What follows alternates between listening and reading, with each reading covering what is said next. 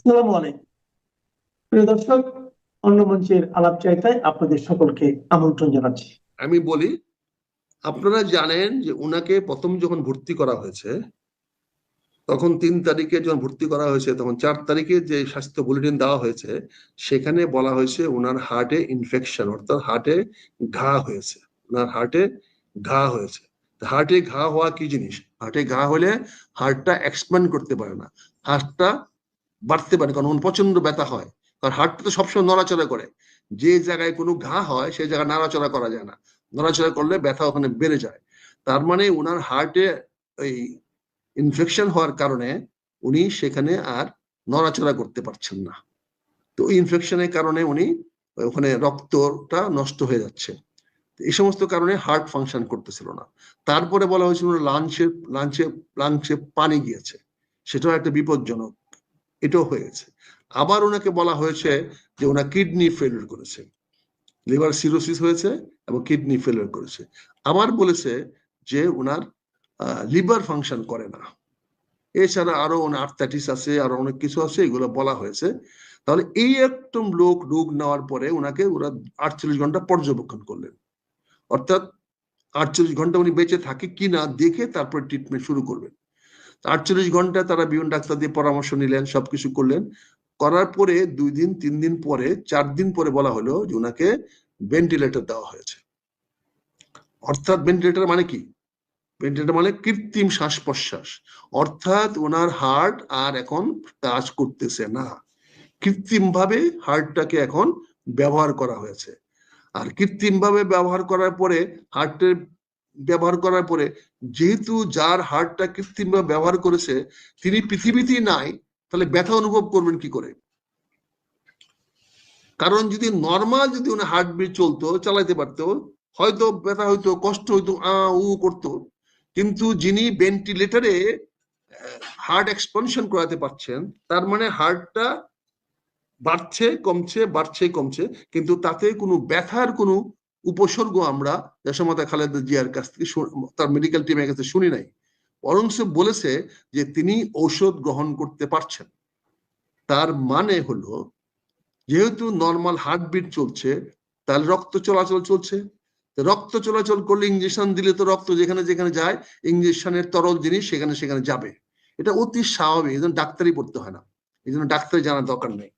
তো কাজে এখানে যে জিনিসটা হয়েছে সেটা হলো যে বিষয়টা হয়ে গেছে, সিদ্ধান্ত আল্লাহর সিদ্ধান্ত হয়ে গেছে।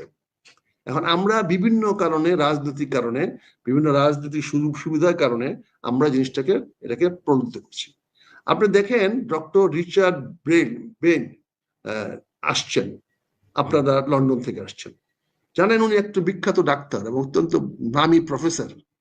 কিন্তু উনি কিসের ডাক্তার? উনি হলেন আইসিইউ কেয়ার ম্যানেজমেন্টের একজন অত্যন্ত অভিজ্ঞ ডাক্তার। উনি অন্যান্য চিকিৎসক পারেন, কিন্তু ওনার অভিজ্ঞতা কোথায়? ICU management. আইসিইউ ম্যানেজমেন্ট কেন? কারণ আমরা জানেন যে অনেক সময় রুগীকে 4-5টা যখন কয়েকটা জিনিস ফেল হয়, 4-5টা ওষুধ একসঙ্গে দিতে হয়। অ্যান্টিবায়োটিক ডোজটা এমন ভাবে করতে হয় যে এক জায়গায় কাজ করলে আরেক জায়গায় যেন এটা অ্যান্টি এফেক্ট না হয়, বিরূপ প্রতিক্রিয়া সৃষ্টি না হয়। এই জন্য খুব পরিমাপ করে, খুব চিন্তা ভাবনা করে, মাপ ঝপ করে, হিসাব করে, কম্পিউটারে ক্যালকুলেট করে ডোজ গুলাকে ফিক্স করতে হয়। এই বিষয়টাতে উনি এক্সপার্ট। উনি জানেন এই ধরনের রুগীকে কিভাবে ওষুধ মেডিসিন আপনার আইসিইউ ম্যানেজমেন্ট কেমনে করানো যায়, তার কোন ওষুধটার কোন ডোজটা কতটুকু দিলে, এবং ইনজেকশনটা বা সব ওষুধ তো একসঙ্গে দেওয়া যাবে না, কারণ একটা দিলে আরেকটা রিয়াক্ট করতে পারে। ফলে যেটা রিয়াক্ট করবে না, যেটা অ্যাক্ট করবে, এটা উনি আগে দিবেন। তারপরে আস্তে আস্তে আস্তে আস্তে আস্তে আস্তে ওই যেটা রিয়াক্ট করার কথা এটাকে আগে একটু প্রিপারেশন করে তারপরে এটা দিবেন। এটা হলো স্বাভাবিক, এটাই করা হয় মডার্ন সায়েন্সে, মেডিকেল সায়েন্সে এটাই করা হয়। এবং doctor Richard is in one of the world expert on this, no doubt about it, কোনো সন্দেহ নেই। কিন্তু প্রশ্নটা হয়েছে ওনার তো ভেন্টিলেটরের রুগী, ভেন্টিলেটরের রুগীর যদি অন্য অর্গান কাজ না করে, ভেন্টিলেটর তো কোনো কিউর করে না, ভেন্টিলেটর মৃত্যুটাকে প্রলং করে। কৃত্রিম ভাবে হৃৎপিণ্ডটাকে বাঁচায় রাখলে আমরা বলি বাইচে আসছি, কিন্তু তার তো অন্য কিছু ফাংশন করে না। হয়তো মস্তকে রক্ত যায়, ফলে তার ফিলিংস হইতে পারে, কিন্তু যদি মানুষটা না থাকে, আত্মা না থাকে, তাহলে তো এখানে ফিলিংস থাকবে না। কাজে এই ভেন্টিলেটর দিয়ে আমরা কি করতে পারতেছি, ওনাকে হয়তো প্রলং করতে পারছি। কিন্তু এখানে আরেকটা সমস্যা হয়েছে যে এই ভেন্টিলেটরের সঙ্গে সঙ্গে ট্রিটমেন্ট চলবে না, এই জন্য যে ওনার হার্ট ইনফেক্টেড, লাঞ্চে পানি, কিডনি ফেলুর, ওনার লিভার ফাংশন করতেছে না। এখানে বলা আছে যদি একজন রুগীর তার অর্গানগুলা যদি ফাংশন না করে, তাহলে তাকে ট্রিটমেন্ট করে, একটা রোগের ট্রিটমেন্ট করে অন্য রোগের ভালো সম্ভব না যদি তার বাকি অর্গানগুলো নষ্ট হয়ে যায়। তা আমরা এখানে দেখতে পাচ্ছি যে ওনার সবচেয়ে বড় সমস্যা হলো হার্ট ইনফেকশন, হার্টে ওই ইয়া হয়েছে, ঘা হয়েছে, বা হার্টটাকে ইনফেকশনের বাংলা কি, মানে জায়গাটাকে ওই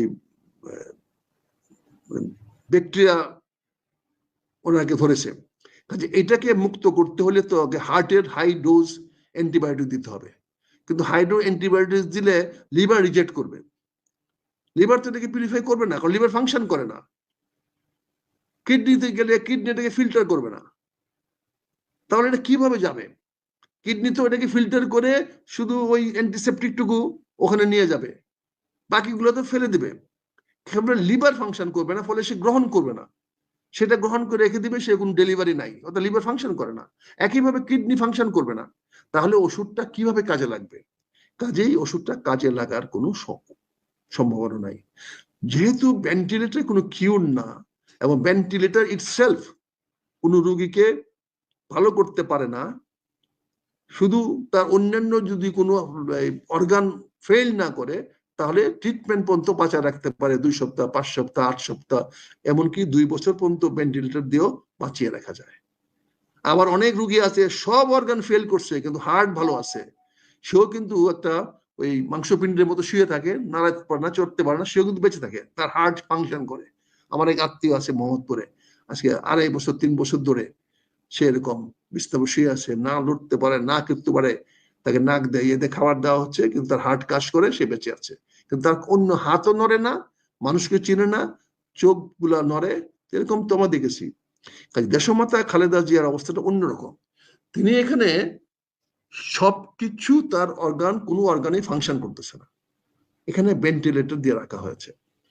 এখন যতক্ষণ পর্যন্ত ভেন্টিলেটর থাকবে, ততক্ষণ আমরা তথাকথিত বেঁচে আছে বলে আমরা প্রচার করতে পারবো।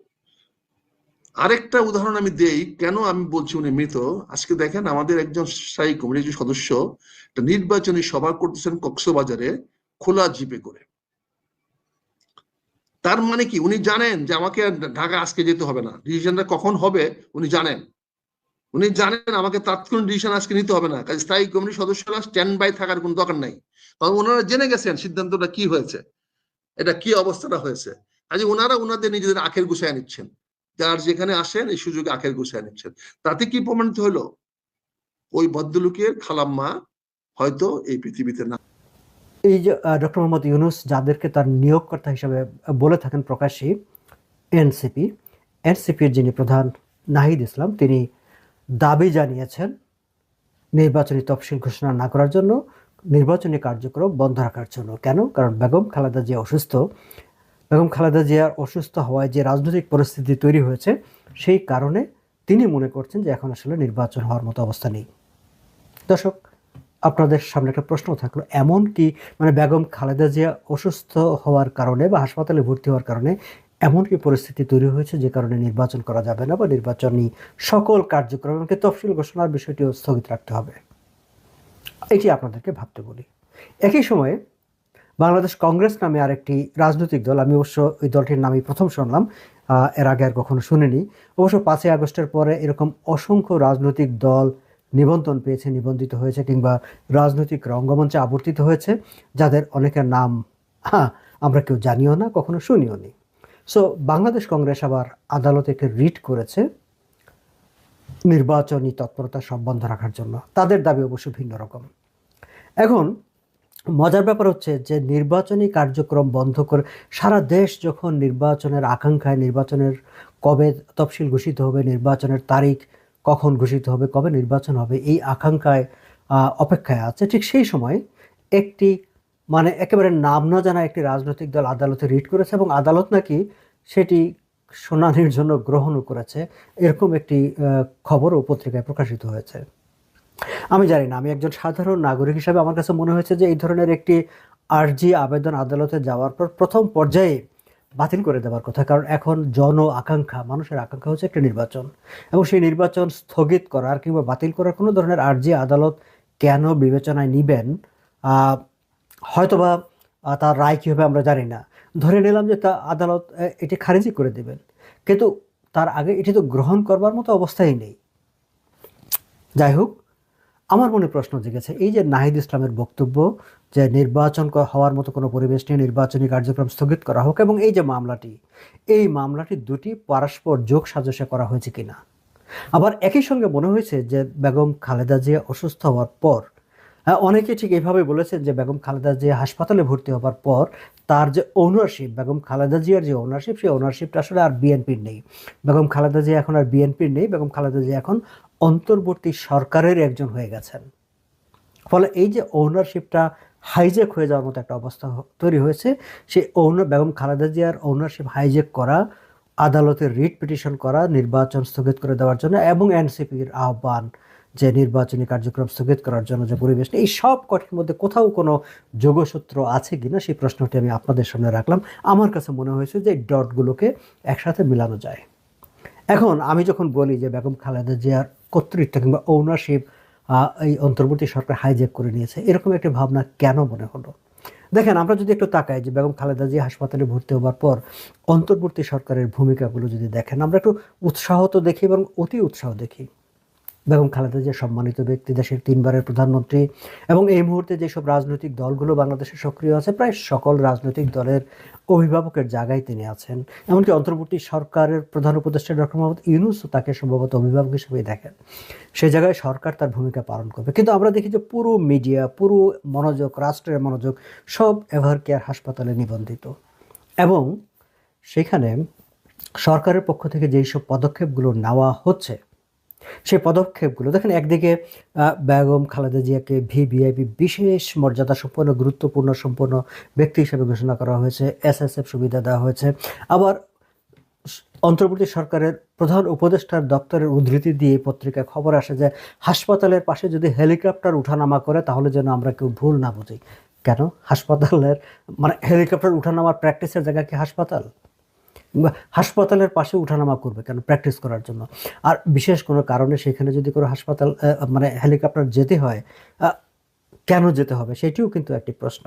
ফলে এই কথাগুলো যখন মিডিয়াতে আসে কিংবা চাউর হয়, তখন মানুষের মনে নানা রকম আকাঙ্ক্ষা তৈরি হয়, নানা রকম প্রশ্ন তৈরি হয়, নানা রকম গুঞ্জনেরও তৈরি হয়। যেমন কেন বেগম খালেদা জিয়াকে বিশেষ গুরুত্বপূর্ণ ব্যক্তি ঘোষণা করা হলো?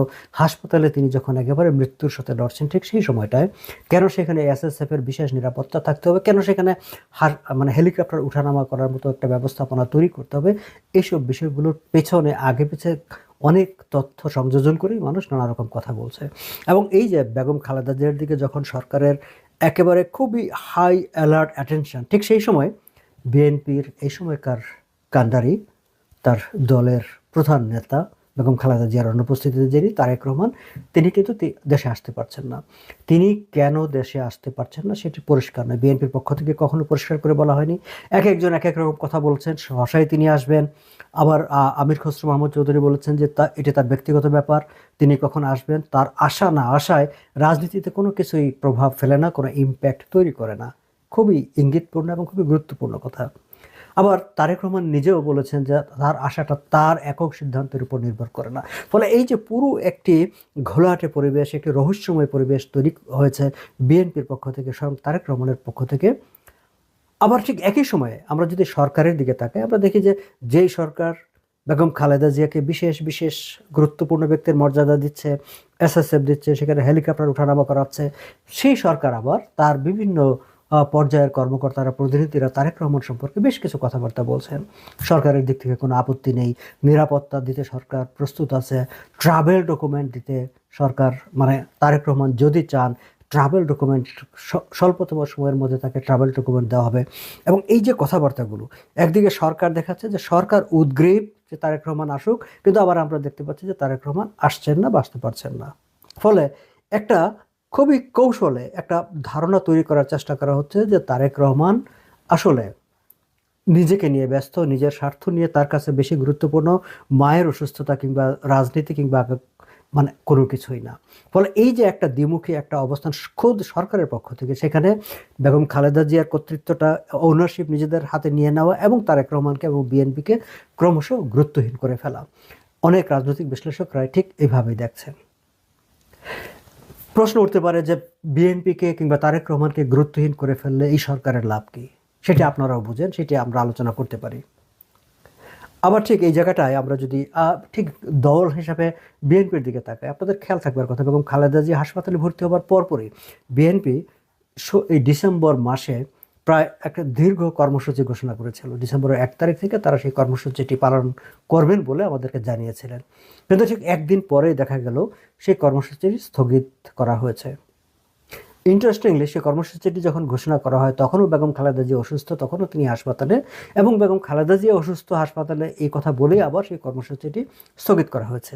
এখন অনেকে বলছেন যে মুক্তিযুদ্ধকে ঘিরে বা বিজয়ের মাসে বিএনপি যে কর্মসূচিটি ঘোষণা করেছিল, সাধারণত আওয়ামী লীগ ডিসেম্বর মাসে মাসব্যাপী কর্মসূচি পালন করত, বিএনপি এবার ঠিক সেরকম একটি স্বাধীনতার পক্ষের মুক্তিযুদ্ধের একটি কর্মসূচি ঘোষণা করে ফেলেছিল, কিন্তু শেষ পর্যন্ত আর সেটি বাস্তবায়ন করতে পারে নাই। এই যে বিএনপির মধ্যে একটা লিবারেল সেকুলার যারা পলিটিক্স করে, সেই পলিটিক্সকে ধারণ করার একটা চেষ্টা, একই সঙ্গে একেবারে এক্সট্রিমিজম পলিটিক্সকে যারা ধারণ করে, আইডিওলজিকে যারা ধারণ করে, তাদের এই দুই পক্ষের যে একটি দ্বিধাদ্বন্দ্ব, একটা ইনার ফাইট, সেই ফাইটে অনেকে বলছেন যে ঠিক এই সময়টায় আসলে প্রোগ্রেসিভ, প্রো লিবারেশন এবং সেকুলার চিন্তার যেই শক্তিটি আছে বিএনপির মধ্যে, তারা আসলে পিছু হটেছে ডিসেম্বরের এই কর্মসূচিটি স্থগিত করে দেওয়ার মাধ্যমে। এবং সেখানে আসলে অবশ্যই অন্তর্বর্তী সরকারের এই যে ভূমিকা, বেগম খালেদা জিয়ার ওনারশিপ নিয়ে নেওয়া, তার একটা ভূমিকা আছে। এখন এই যে পুরো বিষয়টি, সেই বিষয়টিতে আসলে এখন আমরা কিভাবে এটাকে দেখব।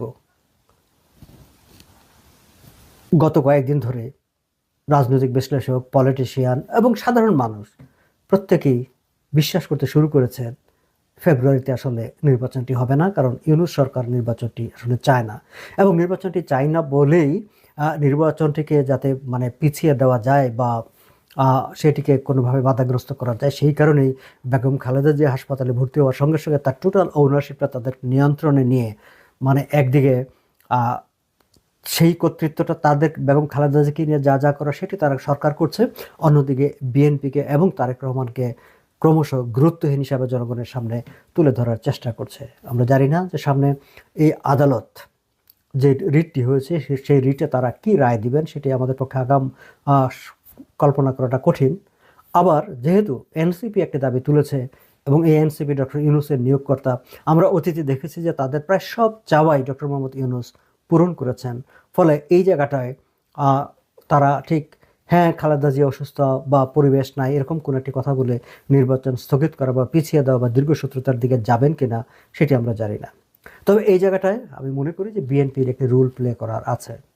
বিএনপি বেগম খালেদা জিয়ার ওনারশিপটা, রাজনৈতিক মানে পলিটিক্যাল ওনারশিপটা ফেরত নিতে পারবে কিনা জানি না, কিন্তু তারা যে ক্রমশ, এই কথাটা আমি আগেও বলেছি আবার এখনো বলি, যে তারা যে তাদেরকে যে ক্রমশ গুরুত্বহীন করে ফেলা হয়েছে বা হচ্ছে, সেই জায়গাটা থেকে তাদের ঘুরে দাঁড়ানোর ব্যাপার আছে।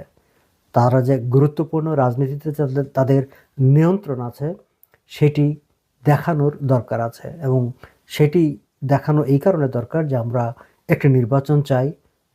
আমরা আরও আগেই নির্বাচন চেয়েছিলাম, সারা দেশের মানুষ নির্বাচন চেয়েছিল, এখন ফেব্রুয়ারির প্রথমার্ধে নির্বাচন হবার কথা আছে।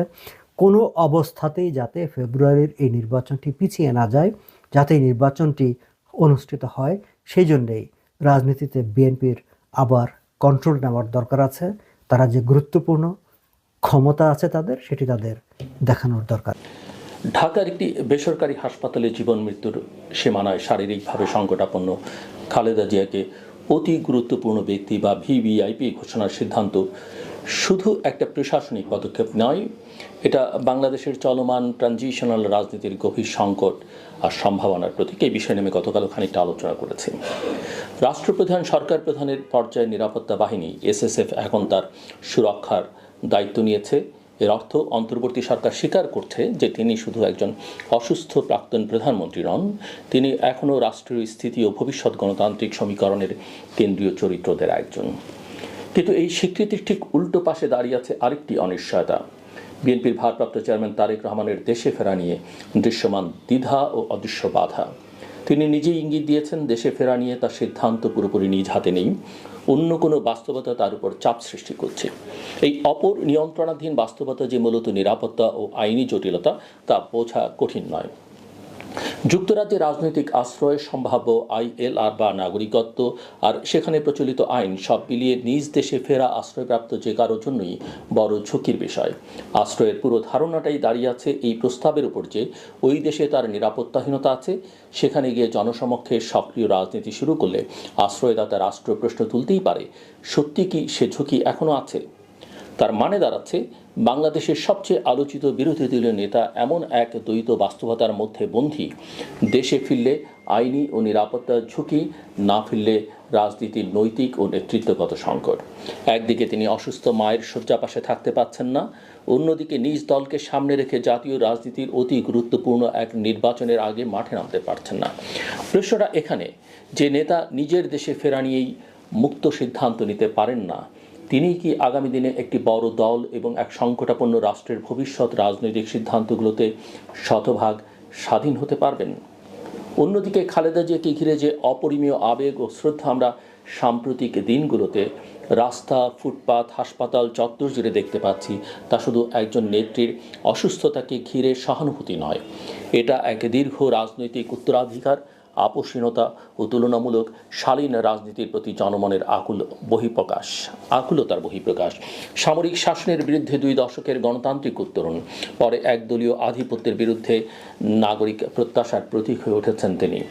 সেই অভিজ্ঞতা, পরিমিতিবোধ ও একটি কম প্রতিহিংসাপরায়ণ রাজনীতির স্মৃতি তাকে বিএনপির বাইরেও ইসলামপন্থী, বামপন্থী, মধ্যপন্থী, ডানপন্থী বহু ধারা ও প্রতিষ্ঠানের চোখে গ্রহণযোগ্য মুরব্বিতে পরিণত করেছে।